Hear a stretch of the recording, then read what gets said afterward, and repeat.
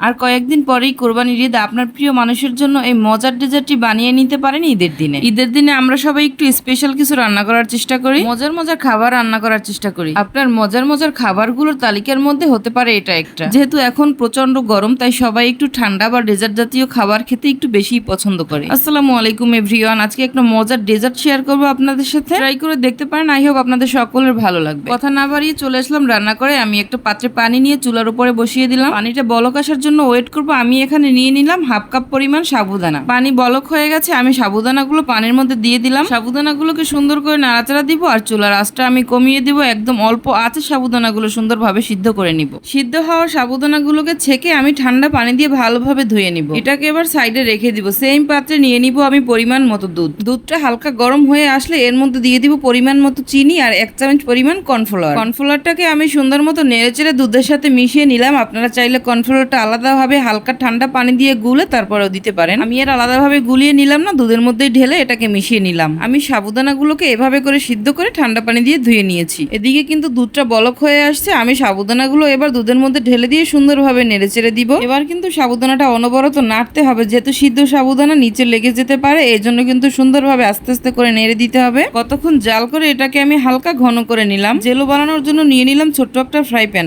দিয়ে দিলাম এর মধ্যে হাফ কাপ পরিমাণ পানি আর দিয়ে দিলাম লিকুইড ফুড কালার। এর মধ্যে দিয়ে দিলাম 2 চামচ চিনি আর দিয়ে দিলাম হাফ চামচ পরিমাণ আগার আগা পাউডার। আগার আগা পাউডারটাও কিন্তু সুন্দরভাবে পানির সাথে মিশিয়ে দিতে হবে। তারপরে আমি চুলাটা জ্বালিয়ে দিব। আগার আগার পাউডারটা হলো জেলোটাকে জমাট বাঁধতে সাহায্য করে। পানিটা জাল করার পর কিন্তু এরকম ঘন হয়ে আসবে। এবার আমি এটাকে একটা পাত্রে ঢেলে নিব। সেম প্রসেসে কিন্তু আমি 2টা কালারের জেলো বানাবো। এই কালারটাকেও আমি জাল করে ঘন করে নিয়ে অন্য আরেকটা পাত্রে ঢেলে নিব। সবুজ কালারটা জাল করতে করতে এটা কিন্তু প্রায় ঘন হয়ে গেছে। এবার আমি দুটো কালারই ফ্রিজে রেখে দিব ঠান্ডা হওয়ার জন্য, জমাট বাঁধার জন্য। 10-15 মিনিট রাখলেই এটা একদম জমাট বেঁধে যাবে। এবার আমি চিরাটাকে ধুয়ে একটু পরিষ্কার করে নিলাম। এদিকে কিন্তু আমার সাবুদানাটা ঠান্ডা হয়ে গেছে। এবার আমি ধুয়ে রাখা চিরা এর মধ্যে দিয়ে দিব। অবশ্যই চিরাটা কিন্তু কিছুক্ষণ আগে ধুয়ে রাখতে হবে। বলতে পারেন আপু এর মধ্যে চিরা কেন ব্যবহার করলেন? চিরায় পেট ঠান্ডা থাকে। পেট ঠান্ডা তো শরীর সুস্থ, শরীর সুস্থ তো মন ভালো, তাই না? আর আমরা সবসময় চাই প্রিয় মানুষগুলো সবসময় সুস্থ থাকুক, ভালো থাকুক। এবার আমি ফ্রিজ থেকে জেলোটাকে নামিয়ে নিব। এই যে দেখেন আমার জেলোটা একদম পারফেক্ট হয়েছে, কোনো নড়াচড়াও করতেছে না, পড়তেছেও না। জেলোটাকে এবার আমি ছোট ছোট কিউব করে কেটে নিব।